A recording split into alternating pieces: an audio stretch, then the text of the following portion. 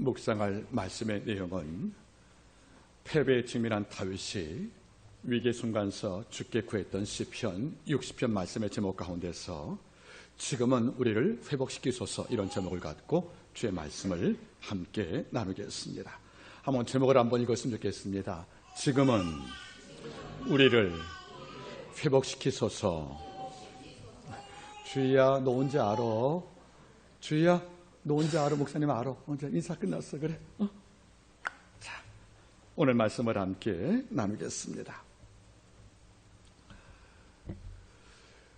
우리가 역사를 보면 서기 15세기부터 16세기를 가리켜서 우리가 대항해 시대 이렇게 말합니다. 대항해 시대.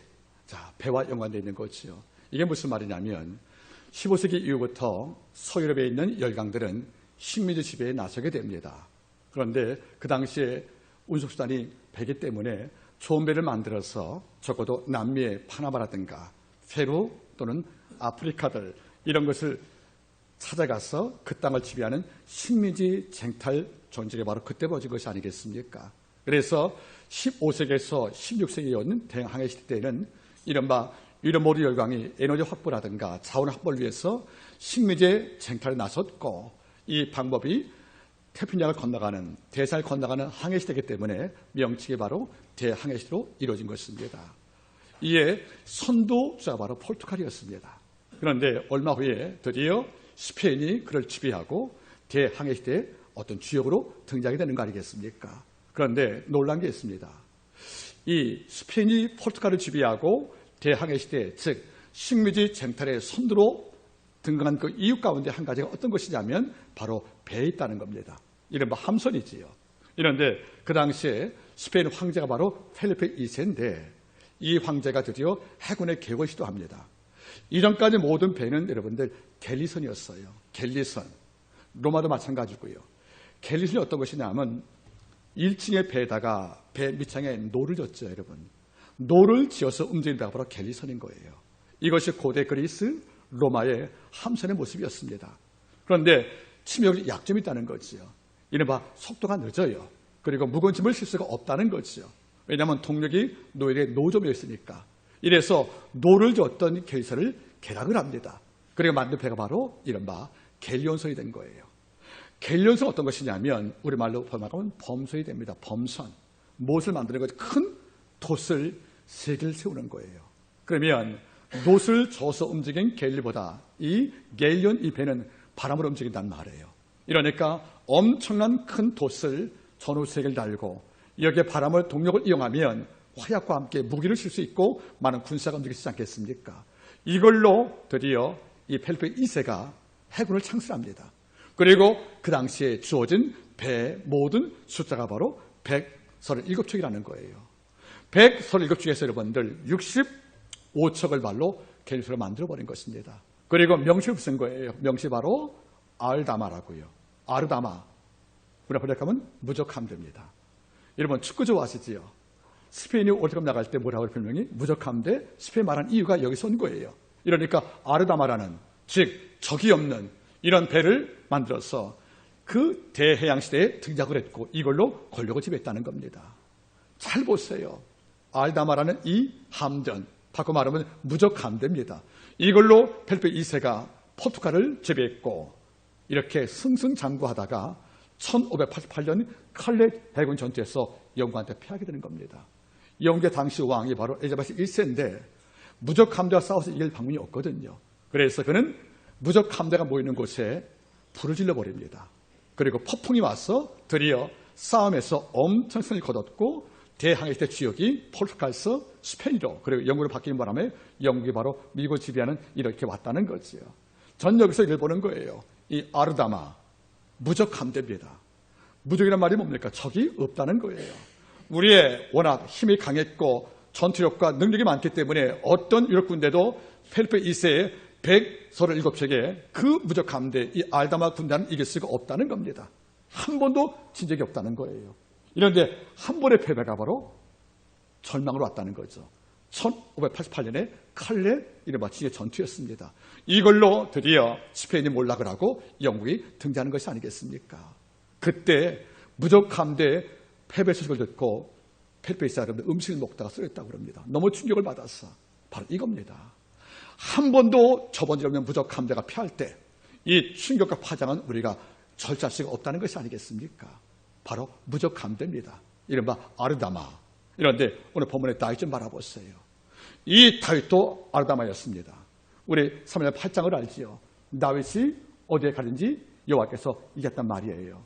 다윗은 진 적이 없는 거예요. 이른바 그 당시 말로 하면 무적 함대였습니다. 물론 육상에 싸웠지만 이런데 한 번도 진 적이 없는 이 다윗이 오늘 말씀 읽어보면 첫 번째 패배를 경험합니다. 그 충격은 무적 함대가 영해군에게 져서 음식을 먹다가 넘어졌던 이 필리핀 2세 충격보다 더 클 수밖에 없다는 거지요. 이래서 한 번도 진 적이 없는 패배가 났던 이 다윗에게 이 패배는 엄청난 영적 충격을 받았다는 거 아니겠습니까? 배경을 설명하지요. 여러분들, 이 다윗이 통일왕국 이룰 경우에 항상 눈의 가시가 어디냐면 북쪽의 아란군이었다는 거예요. 그래서 군사를 이끌고 북쪽의 아란군을 치기 위해서 출동을 합니다. 그 출동을 나선 거예요. 이런데 다윗이 많은 군사 데리고 아람과의 전쟁을 해서 예루살렘을 떠나는 그 순간에 옆쪽에 있던 바로 이른바 에돔 군대가 다윗이 군사를 다 모으고 북쪽 갔으니까 중앙 수비가 허술할 것이 아니겠습니까? 이 틈을 따서 에돔에 침공을 한 거예요. 그래서 아람과 싸우다가 다윗이 이걸 듣게 되는 거 아니겠습니까? 놀라서 군사 반을 이끌고 다시 돌아옵니다. 돌아왔지만 전쟁하다 돌아왔고요. 급하게 왔으니까 군사가 지친 거예요. 그리고 보급부대가 따라오지 못한 거지요. 이런 결과로 에돔 군대에게 비참한 패배를 당하는 거지요. 이른바 당대 무적함대 알다마였던 바로 이 다윗이 에돔 군대 기습에 드디어 넘어지고 큰 패배를 당하는 거 아니겠습니까?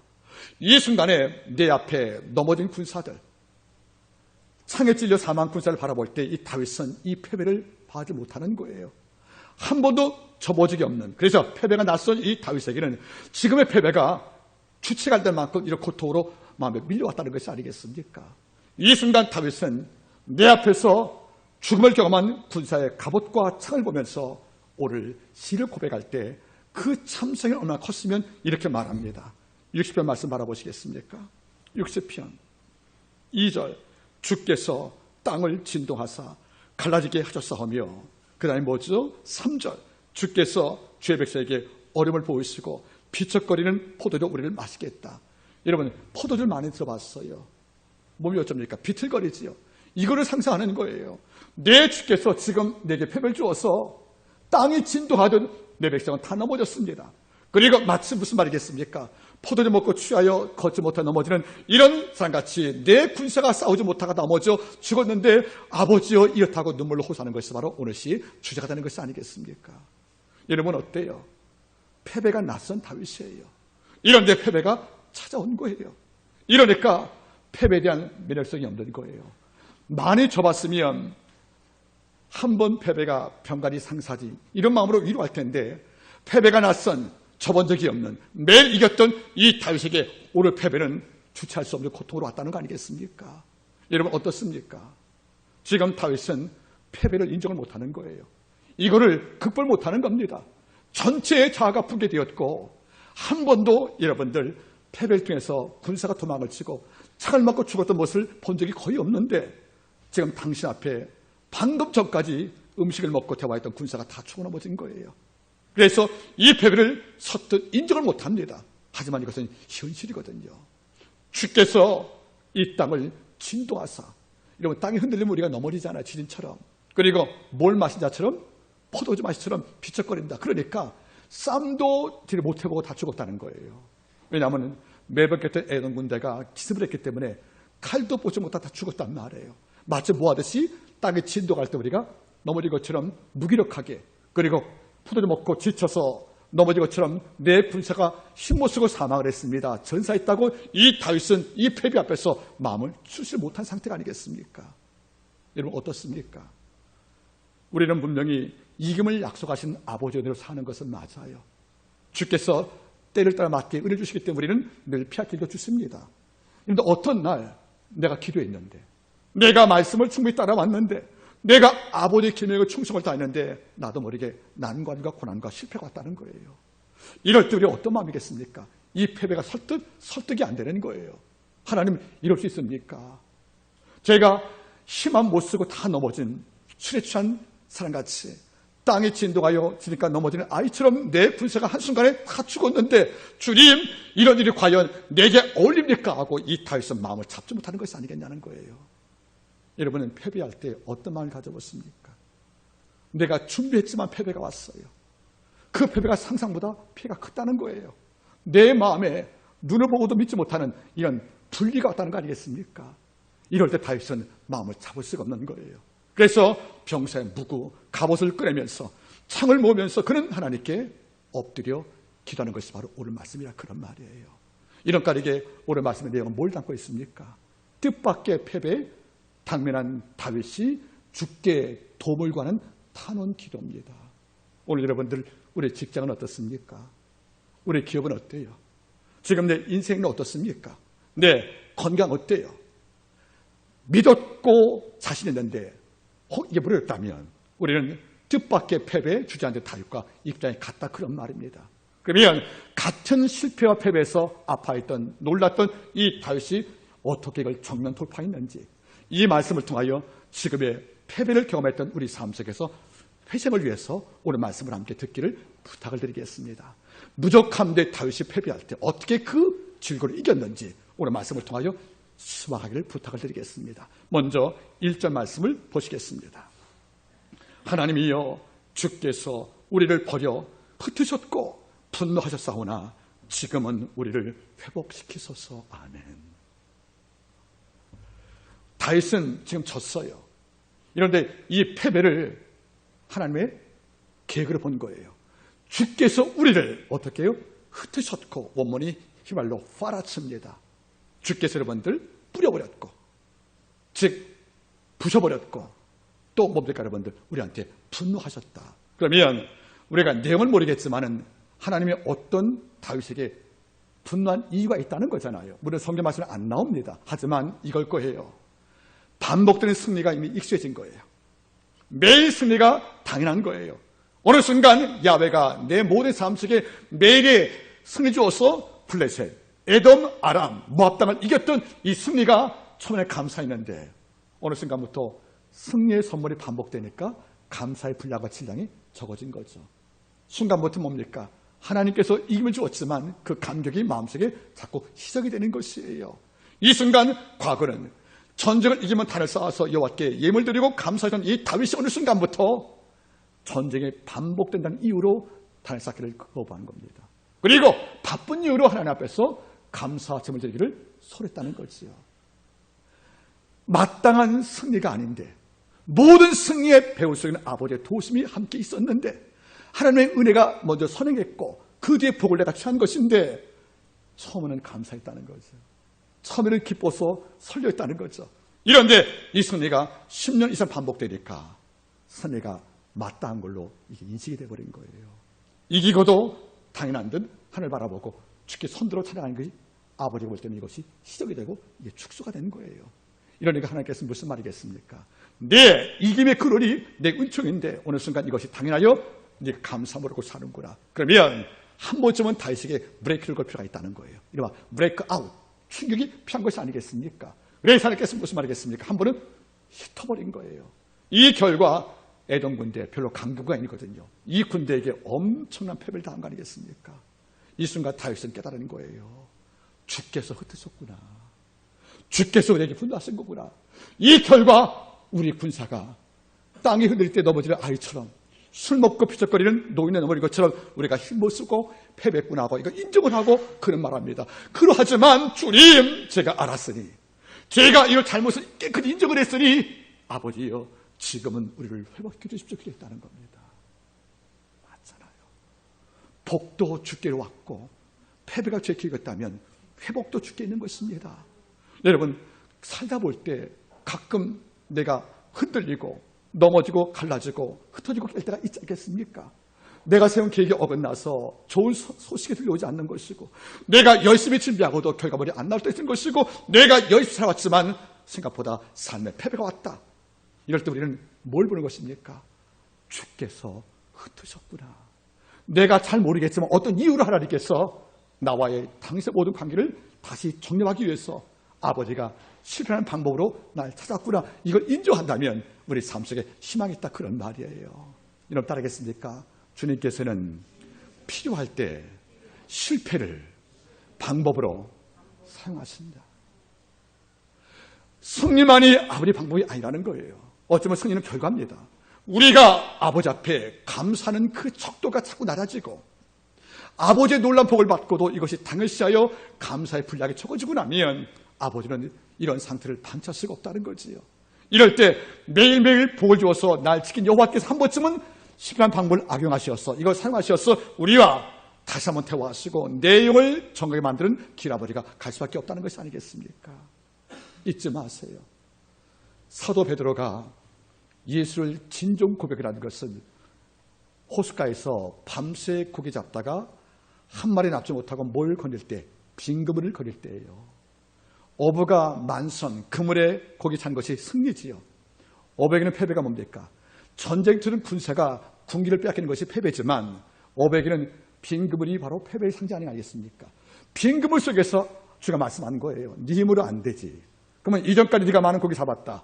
누구의 복인지 아느냐? 내 복이 배후에 있었다는 거예요. 그래서 한번 네 힘으로 한번 잡아보니까 되지 안 되지 하는 말씀이었죠. 금을 깊은 데 던져보라고요. 이 말씀을 던질 경우에 금을 치길 맞고 고기를 잡았다는 거죠. 이때 뭘 느낀 것입니까? 전문 어부가 잡지 못한 이 만선된 그물의 고기를 예언자의 말씀을 통하여 내가 잡았다는 것은 뭘 말씀하겠습니까? 이제까지의 내 모든 승리의 근원과 출발점과 기원점이 예수 그리스도를 고백할 때, 그러니까 땅에 엎드려 하는 말이 뭡니까? 주여 나를 떠나시옵소서. 내가 저를 고백할 때 자기 모습을 발견하는 것이 아니겠습니까? 아버지가 어떤 경우에 우리가 오만하면 실패라는 아주 독특한 방법으로 아버지가 찾아오는 거예요. 우리가 아버지 앞에 영적 이반이 와서 하나님 앞에 소홀히 할 때에 아버지가 거의 쓰시지 않는 마지막 비상약이었던 실패를 우리에게 사용하시는 거예요.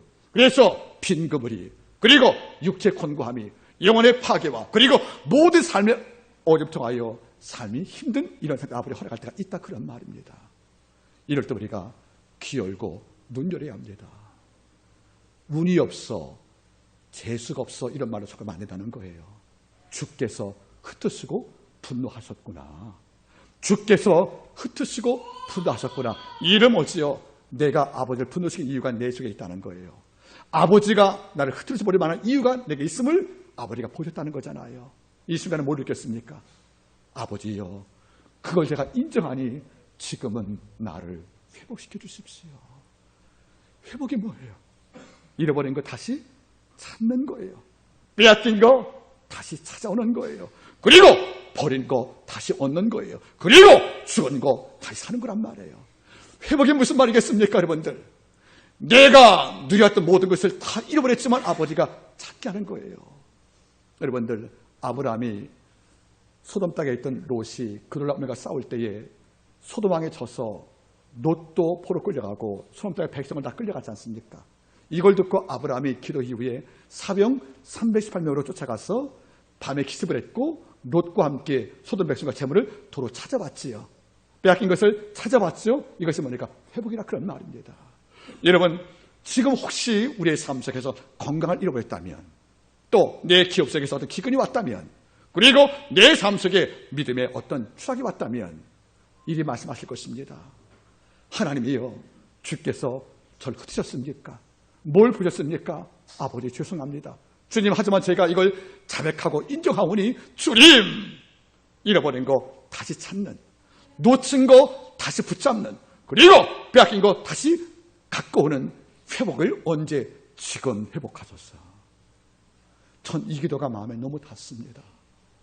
우리가 이 땅을 살 때 매일매일 무적함대는 아니잖아요. 우리가 갤리온천을 준비해서 유럽을 지배하고 바다를 지배했던 펠트 2세의 무적함대도 질 때가 있는데, 우리가 매일매일 영이 충만하고 성령 가운데 거하여 하나님의 법도 주장하는 이런 삶을 매일 산다고 우리가 장담할 수 없지 않겠습니까? 어느 순간 우리 삶 속에 패배가 온다는 것이에요.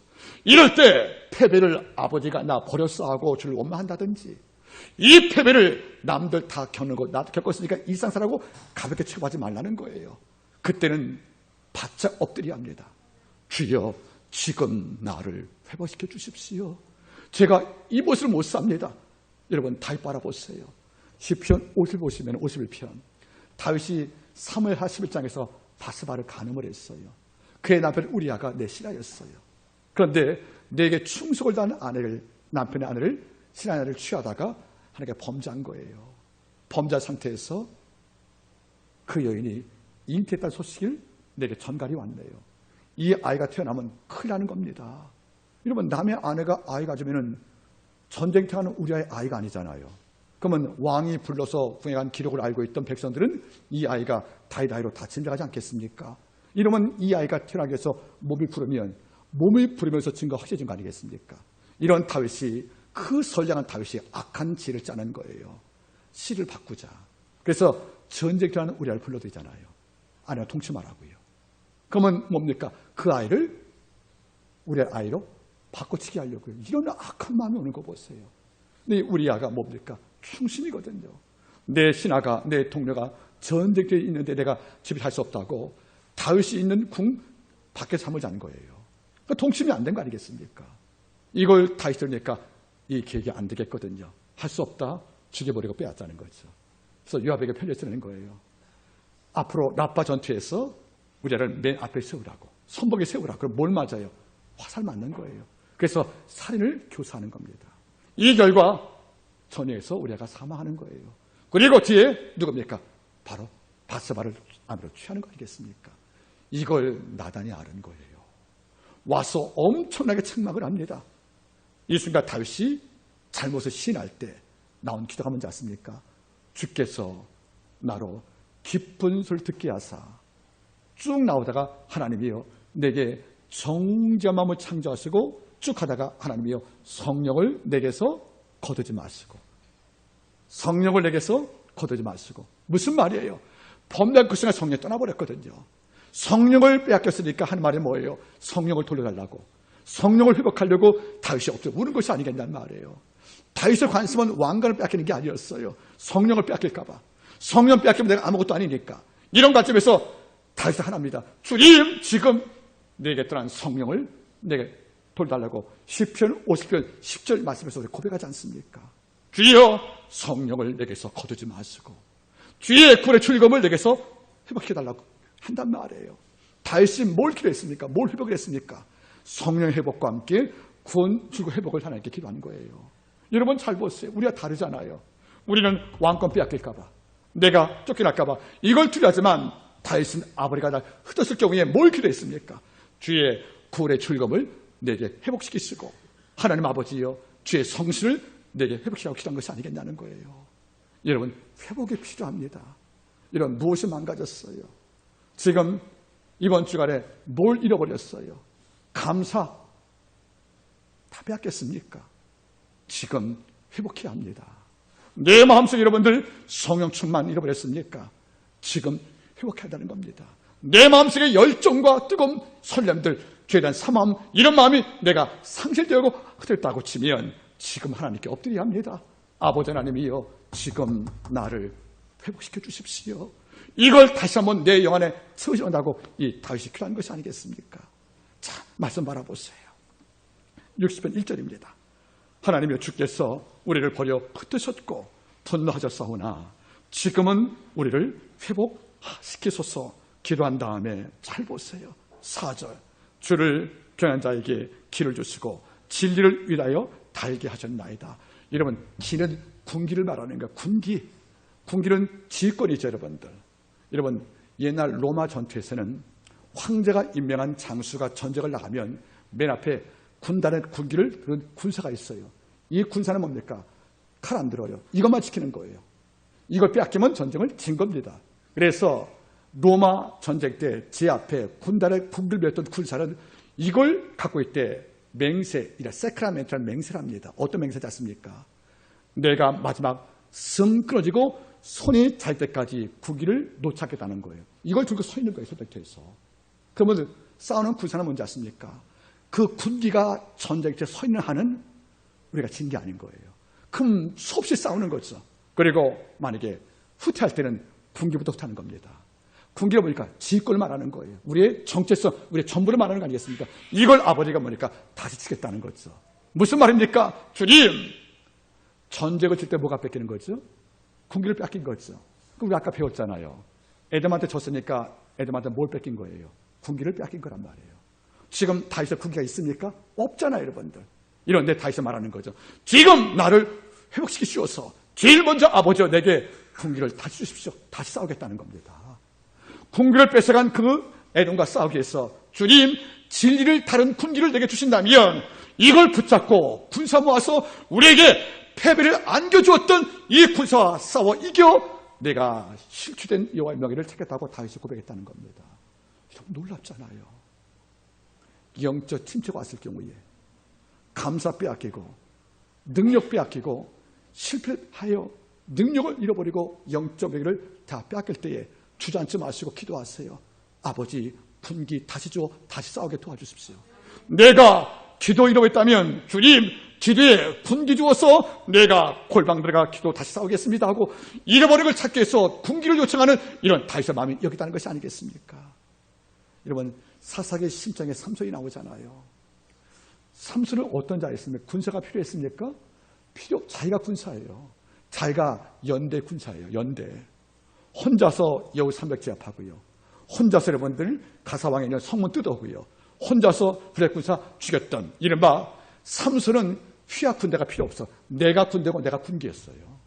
이러니까 내가 생각하면 이기는 거죠. 그래서 머리카락이 자기 전까지는 삼손이 내가 군대고 내가 군기였어요. 하나님께 도움 필요 없단 말이죠.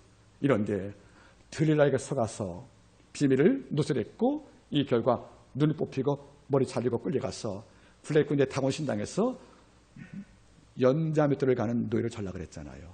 그리고 그를 소경이니까 무대에 세워서 백성이 죽었으니까 광대가 된 거예요. 이스라엘 땅에서 가장 훌륭한 영웅이 블레셋 군대에게 공포의 대상이었던 바로 이 삼손이 광대와 노예가 되어서 지금 맷돌을 갈고 있다는 거 아니겠습니까? 이게 뭡니까? 군기였던 이 삼손이 패배해서 노예로 전락을 한 거예요. 이런데 성경은 말씀합니다. 따라하겠습니까? 여호와여 우리를 회복시키소서. 아버지가 맷돌 돌면서 이 삼손을 느낀 거죠. 내가 군기가 아니었어. 내가 군사가 아니었어. 아버지가 성령 감독을 줄 때 내가 인거 아니겠는가 하고 느끼면서 마음으로 참여할 때 성경 말하지요. 그의 머리카락이 조금씩 자랐다고요. 머리가 자랐단 말은 무슨 말이겠습니까? 아버지와의 관계가 회복됐단 말이고 죽었던 믿음이 점차 회복됐다는 것이 아니겠냐는 거예요. 여러분 잘 보세요. 사실 머리가 힘은 아니거든요. 성경은 삼손 싸울 때 보니까 여호와신의 감동하사 이게 진짜 힘이었다는 거예요. 머리는 상징물이었어요. 이런데 성경 바라보세요.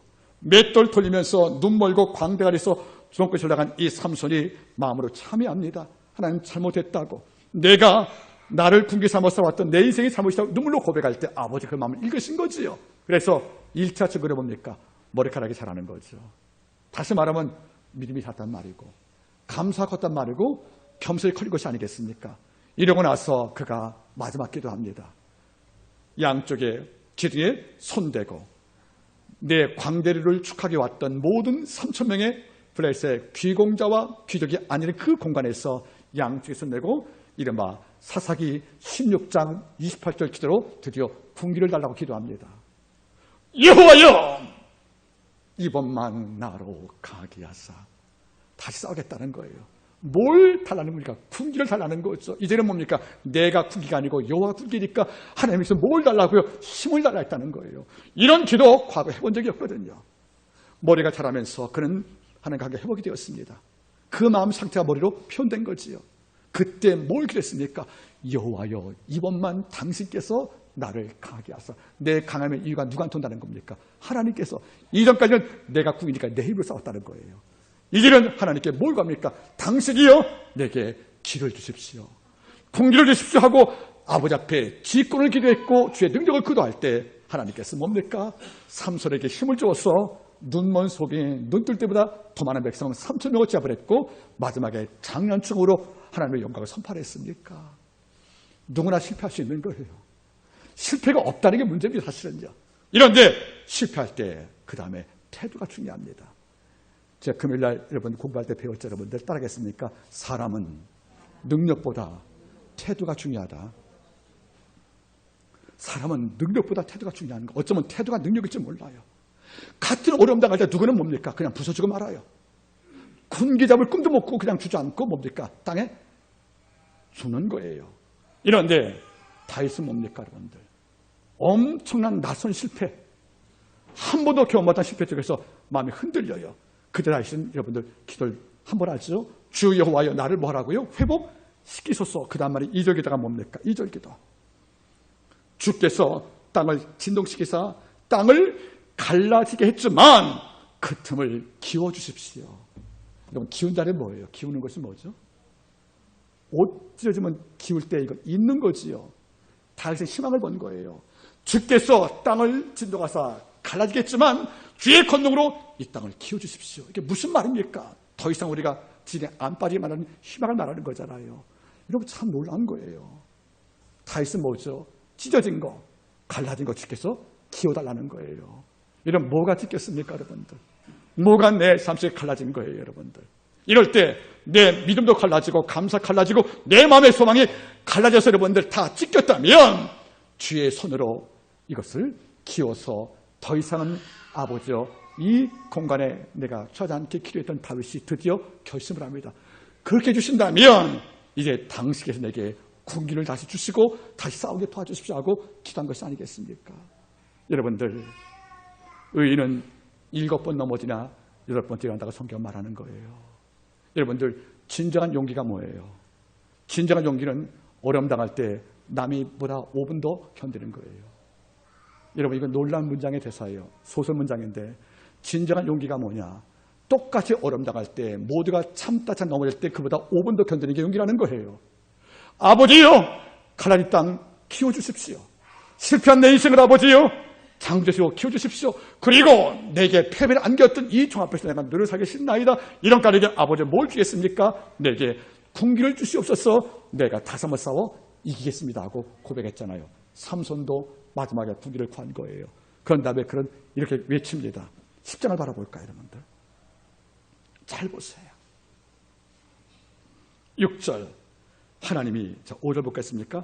주는 사는 자를 건져시키기를 위하여 우리 응답하사 오른손으로 권하서 기도한 다음에 하나님이 그 고레에 말씀하실 때 그 다음 말이 뭡니까? 내가 뛰놀리라. 아버지가 응답을 주었어요. 여러분 저를 바라볼까요? 중요한 문제입니다. 뜻밖의 패배를 당한 상태에서 다윗은 놀랐어요. 그런데 주저앉지 않고 태도가 바뀌었어요. 하나님 아버지여 나를 뭐 해달라고요? 회복시켜 기도한 거예요. 그 첫 번째 뭡니까? 가나안 땅을 키워주십시오. 그리고 두 번째 뭡니까? 내게 군기 주어서 다시 싸우게 도와주십시오 하고 부탁을 하는 거예요. 이러니까 아버지가 응답했습니다. 여호와께서 거래가신 말씀으로 내게 말씀하되 내가 뛰놀리라. 아버지가 뛰노시겠다는 거죠. 내가 싸울 때 전쟁에서 오셔서 나 대신 아버지가 뛰노신대요. 여러분 잘 보겠습니까? 이게 원문이 뭔지 아십니까? 내가 너 대신 전쟁에서 내가 뛰어다니겠다는 거예요. 내가 싸울 이러한 전쟁에서 아버지가 뛰어다니면서 적과 싸우겠다는 거죠. 따르겠습니까? 내가 너 대신 뛰놀리라. 어디에서? 전쟁터에서. 너 가만히 있어. 내가 너 대신 뛰어다닐 것이야. 이런 아버지가 뛰어다니신대요. 뭐 때문에? 나에게 싸우시려고요. 그 결과가 무슨 말인지 아십니까? 6편 60편 보세요. 8절 모압은 내 목욕통이라 에돔은 내 신을 던졌고 블레셋람은 나를 위하여 저기할 것이다. 여러분 잘 보겠습니까? 여기서 모압은 이방 민족이에요. 에돔은 지금 적이에요. 블레셋도 적이에요. 이런데 아버지가 뛰어다니시면 모압은 뭡니까? 내 목욕통이래요. 이런 목욕통은 뭐 하는 것입니까? 내 몸을 닦아주는 것이지요. 그러면 옛날 왕은 직접 오게 갑니까? 누가 목욕 시켜줍니까? 시켜주지요. 그래 내가 뛰려면 너의 대적 모압은 너를 왕으로 못 쓰고 너를 목욕실 안에 못 쓰고 네 몸을 닦아내 내가 종으로 만들어보겠다는 거예요. 우리 아버지가 뛰다니시니까 우리의 적 모압이 내 몸을 닦아주는 목욕통이 되어서 나를 닦는 목욕탕 신이라는 것입니다. 자, 또 보세요 여러분들. 그 다음 말이 뭐죠? 에돔에게는 뭐 했다는 것입니까? 에돔에게는 뭐 했어요 여러분들? 신을 던졌다. 여러분 에돔은 지금 적입니다. 그럼 여러분 내가 신을 뭡니까 여러분들? 원래 주인이 신발 신으면 노예가 신발을 관리하지요. 그리고 과거에는 뭡니까 여러분들? 재판할 경우에 내가 재판에 지면 재판을 진 자가 신발 나게 주는 거예요. 권리를 넘길 때 신발을 주거든요. 그러면 에돔한테 아버지가 뭡니까? 신발을 던진다는 말은 무슨 말이겠습니까? 에돔의 권리가 내게 있다는 거예요. 그러면 적군 모압은 내 몸을 닦아주는 모기통의 신일 것이고, 에돔한테 뭡니까? 내가 신도이다 말이 뭡니까? 여러분들, 내 신을 관리하는 노예를 만들어보겠다는 거예요. 아버지가 뛰어오면 엄청난 적이었던 모압도 에돔도 이럴 것이고요. 또 철기만에 간직했던 블레셋 군대는 뭐가 됩니까? 60편 보세요, 여러분들. 보시면은 8절, 모압은 내 모기통의 시녀가 될 것이고, 에돔에는 내 신발 던져서 종으로 만들어 버릴 것이고, 블레셋은 나 때문에 괴로워서 외치고 절개할 것이라는 거예요. 수의 무기를 장착한 블레셋 군대도 내가 뛰어오면 살려달라고 외칠 거란 말이에요. 우리가 죽기 싫다고 이 앞에 복수하겠다고 항복하겠다고 이걸로 아버지가 승리를 약속을 주었다는 것입니다. 여러분, 중요한 문제입니다. 하나님께 회복을 기도하면 아버지가 내 인생에 뛰노시는 거예요. 그래서 무서운 종 모압을 목욕탕에 있는 시리로 만들어버린 것이고, 에돔을 내 신발 관련 노예로 만들어버린 것이고, 블레셋 군대는 칼을 잡았지만 나한테 외치면서 도와달라고 고백하는 이런 아버지의 패를 만들었다는 것이 아버지의 약속이 아니겠냐, 그런 말이에요. 여러분, 잊지 마십시오.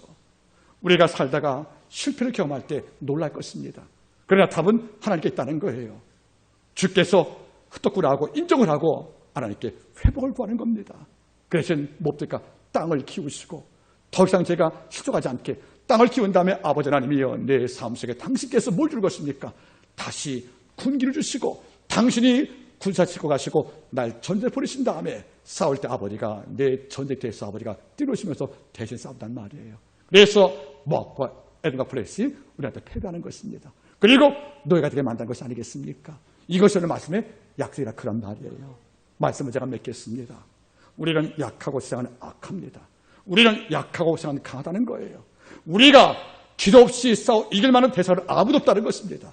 우리의 모든 승리의 출발은 하나님께 회복을 기도할 때 온다는 것이 아니겠습니까? 지금 패했습니까? 삶이 갈렸습니까? 땅의 진득에 넘어졌습니까?